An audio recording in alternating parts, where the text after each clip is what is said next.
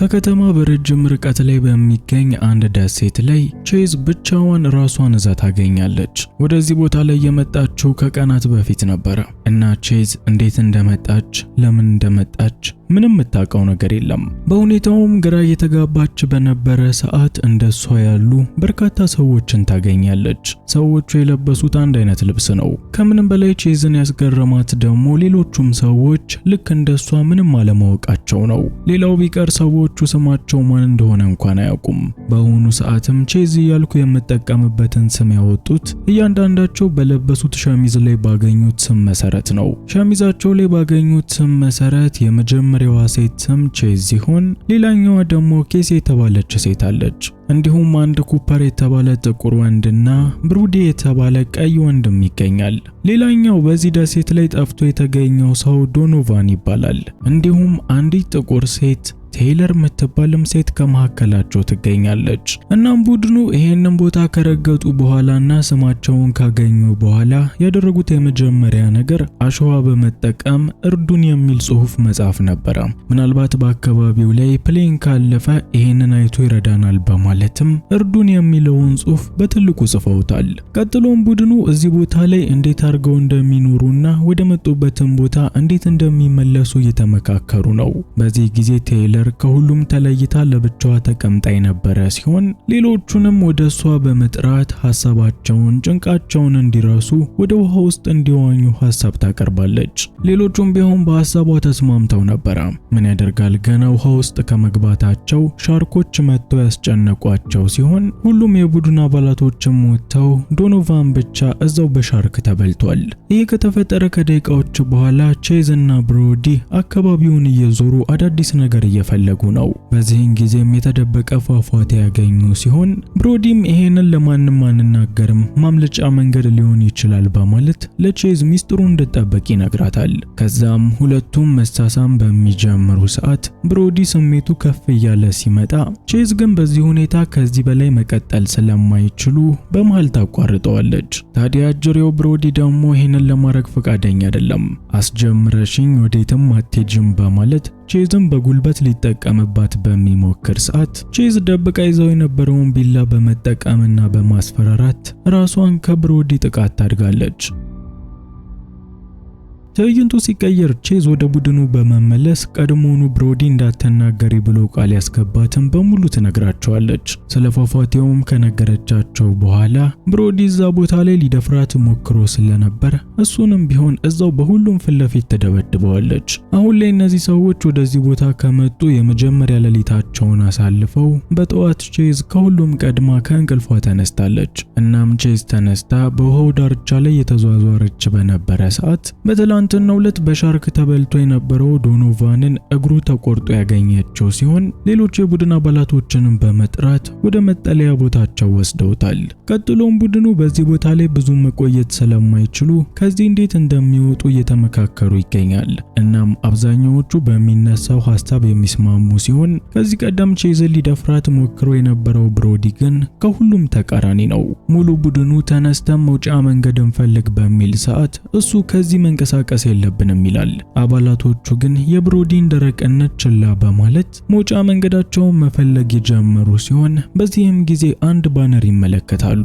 በቦታው ላይ የተቀመጠው ጽሑፍም የምትመለሱበትን መንገድ ፈልጉ የሚል ነው። ቼዝም በእርግጠኝነት ይሄ ባነር ዝም ብሎ እንዳልተቀመጠና የሆነ መንገድ እየጠቆማቸው እንደሆነ ታምናለች። ግና የተቀሩት ቡድኖች አንቺም እንደ ብሮዲ ተቃራኒ መሆን ጀመርሽ በማለት ሐሳቧን ያጣጣሉባት ሲሆን በዚህ የተናደደችው ቼዝም እጇ ላይ የያዘችውን አጽም ተሰብረዋለች። ከዚህ በፊት ይሄንን አጽም የምትጠቀምበት ቡድኑ ካለበት ቦታ እንዲሰባሰብ በትንፋሿ በማስጮህ ነበረ።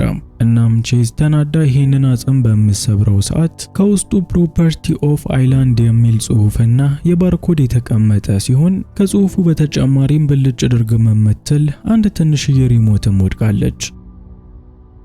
ከሰዓታቶች በኋላ ቼዝ ትንሽ እንቅልፍ ተኝታ በምትነሳ ሰዓት አንድ ትንሽዬ ጀልባ ትመለከታለች። እናም ይህንን ጀልባ ወደ ውስጥ ለማምጣት እየተሯሯጠች በምትሄድ ሰዓት በርካታ ሻርኮች ዙሪያዋን ከበዋት የነበረ ሲሆን እሷ ግን ፈጣን ዋናተኛ መሆኗ ጠቅሟት እንደ ዶኖቫን በሻርኮቹ ሳትበላ የሄደችበትንም ዓላማ አሳክታለች። በጊዜው ሻርኮቹ ዙሪያዋን ሊከቧት የቻሉትና በአንድ ጊዜ ቼዝን ሊያገኙት የቻሉበት ምክንያት ወደ ውሃ ውስጥ ከመግባቷ በፊት እግሯን በጠርሙስ ተወግታ ስለነበር ነው። እናም ገብታ በምትዋኝ ሰዓት ሻርኮቹ ደሟን ተከትለው አግኝተዋት የነበረ ሲሆን እሷ ግን ጎበዝ ዋናተኛ በመሆኗ ምክንያት በሰላም ወጥታለች። ቀጥሎም ቼዝ ያገኘችውን ዕቃ ለቡድኑ ከማሳየትና ከነሱ ጋር ከመጋራት ይልቅ ሁሉንም ዕቃ ደብቃለች። ከሌሎቹ ይልቅም ኩፐርን በትንሹ ስላመነችው ያገኘችውን ዕቃ የተወሰኑትን ብቻ ታሳየዋለች። ቼዝ ካገኘችው ዕቃዎች መካከል 2 ሳጥኖች የሚገኙ ሲሆን አንደኛው መድኃኒቶችን የያዘ ነው።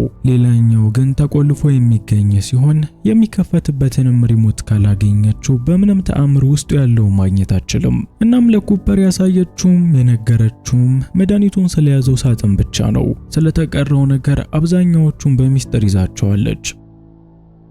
ይህ በእንዲህ እንዳለ በቼዝ እምቢ ተብሎ የነበረው ብሮዲ በኬሲ ተክሷል። ፕሮግራማቸውንም ከጨረሱ በኋላ ኬሲ ይሄንን ለማንም እንዳያወራ ብሮዲን ቃል አስገብተዋለች። ይህ በእንዲህ እንዳለ ቼዝ ከዚህ በፊት በሰበረችው አጽም ውስጥ የነበረውን ሪሞት ድጋሚ እየተዟዟረች በምትመለከት ሰዓት እንደ አጋጣሚ አግኝተዋለች። እናም ነገርየው በቀጥታ ከዛ ሳጥን ጋር እንደሚገናኝ ስለገባት ሄዳ ሳጥኑን በሪሞቱ ለመክፈት በመሞከር ሰዓት ተሳክቶላት ሳጥኑ ይከፈትላታል። እናም በሳጥኑ ውስጥ ቆንጆ ሽጉጥና ጥይቶች ተቀምጠዋል። ይህንን በማግኘቱ የተደሰተችው ቼዝም አሁንም ድረስ ነገሩን በሚስጥር ይዘዋለች። ይህ በእንዲህ እንዳለ ኬዚ ከብሮዲ ጋር ያደረገችውን ነገር ማንም ሰው ባያውቅባት ደስተኛ ነች። ግና ጫካ ውስጥ በሚላፉ ሰዓት ሰውነቷ ተሞጫጭሮ ስለነበረ ነገርየው እንዲታወቅባት ሆኗል። እናም ኬሲ እንደምትለው ከሆነ በጊዜው ስሜታዊ ሆና አደረገችው እንጂ አሁን ላይ ያንን በማድረጓ በጣም ተጸጽታለች። ማንም ሰው እንዲያውቅባት የማትፈልገውም በድጋሚ ያንን ማድረግ ስለማትፈልግና ቀድሞውኑም በማድረጓ ምክንያት ስለተጸጸተች ነው። ይህ በእንዲህ እንዳለ ኩፐርና ቼዝ ደሴቷን በሚዞሩ ሰዓት አንድ የተተወ ቤት አግኝተዋል። እናም ሁሉም አባላቶች ወደዚህ ቢመጡ የተሻለ ሕይወት ይኖረናል ብሎ በማሰብ ወደ ቡድኑ መጥተው ሐሳቡን ቢያቀርቡላቸውም የሰው ተቃራኒ የሆነው ብሮዲ ግን አሁንም አመፀኛ ሆኖ ሐሳባቸውን ሊቀበል አልቻለም። እናም በዚህ ተግባሩ ምክንያት ብሮዲ በሁሉም ሰዎች ዘንድ እንደ እብድ ተቆጥሯል። አንድ ቀን ጠዋት ላይ ቼዝ አገር ሰላም ብላ ተኝታ በነበረ ሰዓት የቡድን አባላቶቹ እያዋከቧት ነው። ሰዎቹም እያመናጨቁ ከተኛችበት ካስነሷት በኋላ የብሮዲን የሞተውን አካል ያሳዩታል። ሰውየው የሞተው በቢላ ተወግቶ ነው። እናም ይሄ ቢላ ከዚህ በፊት ከአንቺ ውጪ ማንም እጅ ላይ አልታየም፣ የገደልሽው አንቺ ነሽ በማለት ቼዝን እየከሰሷት ነው። ይህንን ያላረገችው ቼዝ ግን እውነታውን ማንም ሰው ሊረዳት ስላልቻለ በምላሹ ከቡድኑ ጋር ለብቻዋ ለመደባደብ በመሞከር ሰዓት ሳይሳካላት ቀርቶ በዱላ ደብድበው ራሷን እንድትስት አድርገዋታል። በዱላ ተደብድባ ራሷን የሳተችው ቼዝ ከተኛችበት በምነቃ ሰዓት ራሷን በአንድ የሕክምና ቦታ ላይ ታገኛለች። በጊዜውም አንዲት ነርስ መርፌ እየወጋቻት የነበረ ሲሆን ተኝታበት ከነበረው በማግኔት ከሚሰራ አልጋ ላይም አንድ ዶክተር ያስነሳታል። ከዚህ በፊት ቼዝ የተመለከተችው የደሴቱ ነገር በሙሉ ቅዠት ነው። ግና ቅዠቱን እነዚህ ዶክተሮች ሆን ብለው እንድትቃዥ ያደረጓት ሲሆን ይህንን የሚያደርጉበት ምክንያት ደግሞ እዛ ቦታ ላይ የሚገኙት እያንዳንዳቸው ሰዎች ወንጀለኛ በመሆናቸው ምክንያት ነው። ቼዝም ይህንን ከተረዳች በኋላ ቺፍ መኮንን ወደ ዌልሲ ጋር መጣለች። ዌልሲ በበኩሉ ይህንን ቅጣት ለሚሰጡት ሰዎችም ሆነ ለተመራማሪዎቹ ድጋፍ አይሰጥም። ምንም እንኳን ሐሳቡን ባይወደውም ግን በዚህ መንገድ በጣም ብዙ ብር ስለሚያገኝ እስረኞች በዚህ መንገድ ቢቀጡም ጉዳይ አይደለም በማለት ታራሚዎችን ለዚህ ምርምር አሳልፎ እየሰጠ ነው። እናም በአሁኑ ሰዓት ጥናቱን እስኪጨርሱ አንቺም ቅጣትሽን እስክጨርሺ ተመልሰሽ ወደዛ ትሄጃለሽ በማለት ቼዝን በድጋሚ ወደ ደሴቱ ሊመልሷት ነው። የዚህን ጊዜ ቼዝ መመራመሪያ አይጥ አይደለሁም በማለት ወደዛ ሊመልሷት የነበሩትን እያንዳንዱን ጥበቃዎች የደበደበቻቸው ሲሆን ከዛ ክፍልም ሮጣ በመውጣት ወደ አንድ ቦታ ላይ መጣለች። በዚህም ቦታ ላይ በርካታ ጥበቃዎች ቼዝን ለመያዝ እየመጡ ነው። በጊዜውም ቼዝ የምትችለውን ያክል ብደበድብም ዙሪያዋን ግን በርካታ ወታደሮች ከበዋት የነበረ ሲሆን ከወታደሮቹ አንዱም ጭንቅላቷን መቷት ራሷን እንድትስት አድርጓታል። ትዕይንቱ ሲቀየር ቼዝ ራሷን ከሳተችበት ነቅታለች። በዚህ ክፍል ውስጥም ከዚህ ቀደም ተኝታበት ከነበረው አልጋ ጋር የሚመሳሰል በማግኔት የሚሰራ ግድግዳ ላይ ያጣበቋት ሲሆን እነሱም ልክ ይሄንን በሚያደርጉ ሰዓት የቼዝ ትውስታ ወደ ደሴቷ ይመለሳል። ታዲያ በአሁኑ ግን እዛው ደሴት ላይ እንድትቀር አልተዋትም። ወዲያውኑ ከማግኔቱ ላይ ያላቀዋት የተወሰኑ ጥያቄዎችን ለመጠየቅ ሳይንቲስቶቹ ፊት ለፊት አምጥተዋታል። እነዚህ ሳይንቲስቶች ነገሩን በሚሰሩ ሰዓት ያለነሱ ፍቃድ ማንም ሰው ተመልሶ እንዲነቃ አላደረጉም ነበር። እናም በአሁኑ ሰዓት ቼዝ እንዴት ተመልሳ ልትነቃ እንደቻለች ምንም ሊገባቸው አልቻለም። ብቻ ሁሉንም በራሳችን ተመራምረን እንደርስበታለን በማለት ቼዝን አንገቷ ላይ እንደ ውሻ ያሰሯት ሲሆን ይህንንም ያደረጉት በድጋሚ እንዳታመልጥ ሲሉ ነው። ግና አልበገር ባይ የሆነችው ቼዝ አንገቷም ታስሮ ቢሆን መፋለም የጀመረች ሲሆን ጥበቃዎቹ ግን ብዙ በመሆናቸውና ጉልበታቸውም ከአቅሟ በላይ በመሆኑ ምክንያት በድጋሚ ተይዛለች። ቀጥሎም ሳይንቲስቶቹ ከዚህ የተሻለ ጥበቃ ያለበት ቦታ መሄድ አለባት በማለት ቼዝን በአንድ መኪና ወደ ሌላ ቦታ እየወሰዷት ነው። ታዲያ በማምለጥ ላይ መቼም ቢሆን ተስፋ ማትቆርጠው ቼዝ እዚሁ መኪና ውስጥ የሚገኙትንም ጥበቃዎች ደብድባቸው ያመለጠች ሲሆን ወደ አንድ የምርምር ቦታም ገብታለች። ታዲያ በዚህ ቦታ ላይም እዛ ደሴት ላይ አብረዋት የነበሩትን ሁሉንም ሰዎች ተኝተው አግኝታለች። በጊዜው እነዚህ ሰዎች ጭንቅላታቸው ላይ በተገጠመው መሳሪያ ምክንያት አይምሯቸው የቃዠ እዛ ደሴት ላይ እንዲቆዩ መደረጋቸውን የተገነዘበች ሲሆን በሚያሳዝን ሁኔታ ግን በገዛ እጇ እዚህ ድረስ መታ በጥበቃዎች ተይዛ እሷም ወደ ደሴቱ እንድትመለስ ተደርጋለች። እንደገና የመጨረሻ ላይ በገዛ ቆንጭራይ በጎራዴ ነው ያረዱኝ። ይህ በእንዲህ እንዳለ ቼዝ ጠፍታባቸው የነበሩት ሰዎች ስትመለስ እሷን ሊያምኗት አልቻለም። ምናልባትም ይሄንን ደባ እየሰራችብን ያለችው እሷ ትሆናለች ብሎ በማሰብ እሷንም እያሳደዷት ነው። የዚህን ጊዜም ቼዝ ነገሩ እነሱ እንደሚያስቡት እንዳልሆነና እያንዳንዳቸው እዚህ ቦታ ላይ የሚገኙት ራሳቸው በሰሩት ወንጀልና ኃጢአት ምክንያት እንደሆነ ትናገራለች። በእርግጠኝነት አይታችሁት ከሆነ ከዚህ ተመሳሳይ የተሰራ የአማርኛ ፊልም አለ። እስቲ ርዕሱን የምታስታውሱት ሰዎች ወይም የምታውቁት ሰዎች ኮመንት ላይ አስቀምጡልኝ። በተጨማሪም ቪዲዮውን ላይክ እና ቻናሉን ሰብስክራይብ በማድረግ ደግሞ እኔም ማገዙ እንዳትረሱ። አሁን ላይ ቼዝ ለእነዚህ ሰዎች እዚህ የመጣችሁት በወንጀላችሁ ምክንያት ነው ብሎ ማስረዳት ደክሟታል። እናም ከነሱ ተለይታ ለብቻዋ ወደ ሌላ ቦታ ሄደች ሲሆን የሷ መሄድ ተከትሎ ደግሞ እያንዳንዱ ሰዎች ከዚህ በፊት የሰሩትን ወንጀል ማስታወስ ጀምረዋል። እናም ቼዝ የነገረቻቸው ነገር እውነት ነው። ከሰሩት ወንጀሎች መካከልም አንደኛው ሜሰን የተባለ ሰው ከዚህ በፊት በርካታ ሰዎችን ለገንዘብ ሲል ሞል ውስጥ መግደሉን ያስታውሳል። በተመሳሳይ መልኩ አንደኛው ነርስ የነበረች ሰው ደግሞ ታክመው መዳን የሚችሉ ሰዎችን መርዝ እየወጋች ስትገል እንደነበር አስታውሳለች።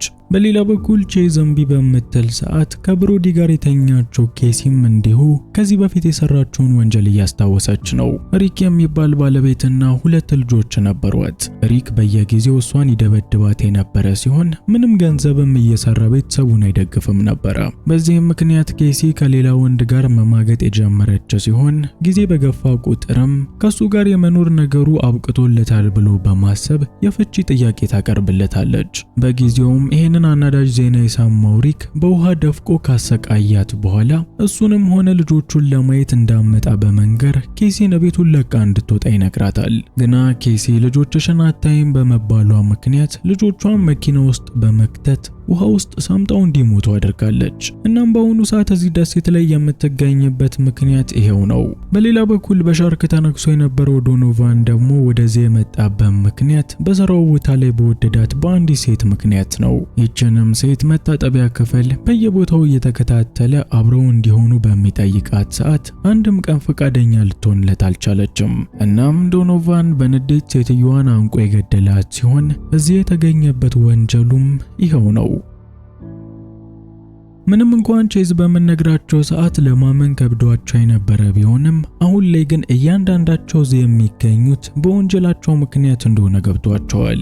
እናም ከዚህ ተርፎ ሊወጣ የሚችለው ምናልባት አንድ ሰው ብቻ ነው በማለት በየራሳቸው መንገድ ለማምለጥ እየሞከሩ ነው። በዚህ ጉዞ ላይም ቴይለር ለብቻዋ ከሁሉም ማምለጥ ሄዳለች። ቼዝ እና ኩፐር ደግሞ አንድ ላይ የሚገኙ ሲሆን ዶኖቫንም ከነኬሲ ጋር ይገኛል። ይህ በእንዲህ እንዳለ ቴይለር ወደዚህ የመጣችበት ወንጀሏ በባንክ ዘረፋ ወቅት በርካታ ሰዎች በመሞታቸው ነው። ቴይለር እንደምትለው ከሆነ በጊዜው ሰዎቹን የገደላቸው ፍቅረኛዬ ነው እንጂ እኔ አንድም ሰው አልገደልኩም፣ የሄድኩበት ዋና ዓላማዬም ገንዘብ ነው የምትለው። ግን በዚህ ቦታ ላይ ከኃጢአታቸው መሸሽ ምንም ለውጥ አያመጣም። ያላቸው አማራጭ የማምለጫና የመመለሻ መንገድ መፈለግ ብቻ ነው። አሁን ላይ የአብዛኞቹን ወንጀል ተመልክተናል። የተቀሩት ቼዝ እና ኩፐር እንዲሁም የተወሰኑ ሰዎች ሲሆን የቼዝን ላስታውሳችሁ። ቼዝ በልጅነቷ እናቷ ምንም ቦታ ማትሰጣት የተገለለች ልጅ ነበረች። እሷም ይሄንን መገለል ለመርሳት ስትል ቦክስ መስራት ጀምራ የነበረ ሲሆን እናትየው ይሄንንም ቢሆን አልፈቀደችላትም። በዚህ ምክንያት ቼዝ ቤተሰቦቿን ትታ ወደ ውትድርና ገብታ ነበረ። እናም ከኩፐር ጋርም ያኔም ድረስ ይተዋወቁ ነበር።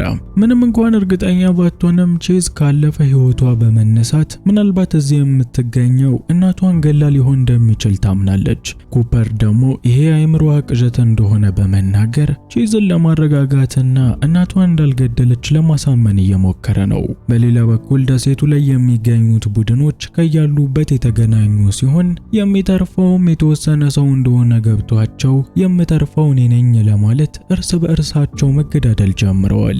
እያንዳንዳቸውም ተገዳድለው በመጨረሻ ቼዝ ብቻ የቀረች ሲሆን እሷም የሞት አፋፍ ላይ ሆና ወደ ባህሩ ዳርቻ ጋር በምትወድቅ ሰዓት ከቅዠቷ ትመለስና ወደ ሆስፒታል ውስጥ ራሷን ታገኛለች። በሚገርም ሁኔታም ቼዝ እዛ ቦታ ላይ ለ25 ዓመት ታስራ እንደነበር የነገሯት ሲሆን በእውነተኛው ዓለም ላይ ያለው ፊቷም እያረጀ መጥቷል። እናም እያንዳንዳቸው ሰዎች በደሴቱ ላይ በነበሩ ጊዜ የሚመለከቱት ፊታቸው የማይረጅበት ምክንያት ቅዠት ስለነበር ነው። ምንም እንኳን የተወሰኑ ቡድኖች እዛው ደሴት ላይ ቢቀሩም አብዛኞቹ ቢሞቱም ቼዝ ደግሞ ብትሰቃይም 25 ዓመት ሙሉ እዛ ቦታ ላይ ብታጠፋም በመጨረሻ ግን መተረፍ ችላለች። እናም የእስር ጊዜውንም ሆነ የሙከራ ጊዜው ስላበቃላት በመጨረሻም በነፃ ተለቃለች። ከዚህ በኋላ ላለው ደግሞ አስቸጋሪ ባለስልጣኖችና እንደዚህ ያሉ ወንጀለኞች በሚገኙ ሰዓት ልክ እንደነ ቼዝ እየተጠቀሙባቸው ምርምራቸውን ይቀጥላሉ።